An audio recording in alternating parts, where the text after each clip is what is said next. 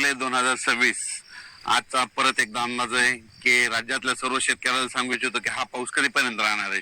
तर राज्यामध्ये आज इकडं म्हणजे मराठवाडा आणि विदर्भामध्ये आजच्या दिवसात पाऊस आहे आणि त्याच्यानंतर उद्याच्याला मात्र पूर्व विदर्भ, पश्चिम विदर्भ आणि मराठवाड्यामध्ये चांगलं सकाळपासून सूर्यदर्शन होणार आहे म्हणून हा अंदाज शेतकऱ्यांना लक्षात यायचा. पण आजच्या दिवस मात्र विदर्भ 6, 5, 11 जिल्हे, मराठवाड्याचे 7 जिल्हे म्हणजे आज मात्र दिवसभर पाऊस चालू राहणार आहे म्हणून हा अंदाज सर्व शेतकऱ्यांना लक्षात यायचा.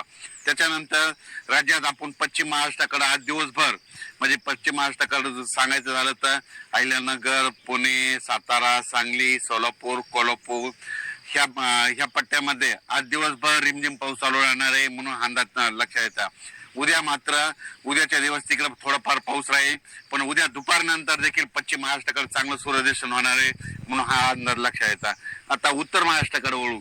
उत्तर महाराष्ट्राकडे नाशिक जिल्हा, अहिल्यानगर, त्याच्यानंतर धुळे, नंदुरबार, जळगाव, दिंडोरी, इगतपुरी, संगमनेर, अकोले ह्या पट्ट्यामध्ये मात्र आज आणि उद्याच्या दिवस मात्र मुसळधार पाऊस पडणार आहे म्हणून हा अंदाज लक्षात यायचा.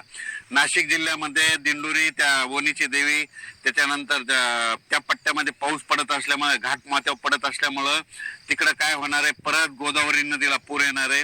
त्याच्यानंतर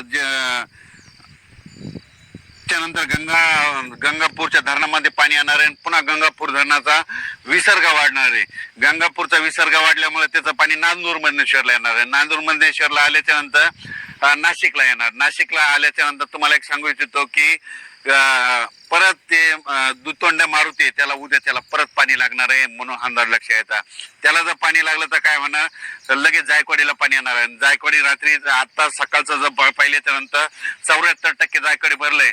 माझा तरी अंदाज आहे म्हणजे ह्या 10 ऑगस्ट पर्यंत जायकवाडी जवळपास 90 ते 100% भरून जाईल म्हणून ही मराठवाड्यातल्या शेतकऱ्यासाठी आनंदाची बातमी.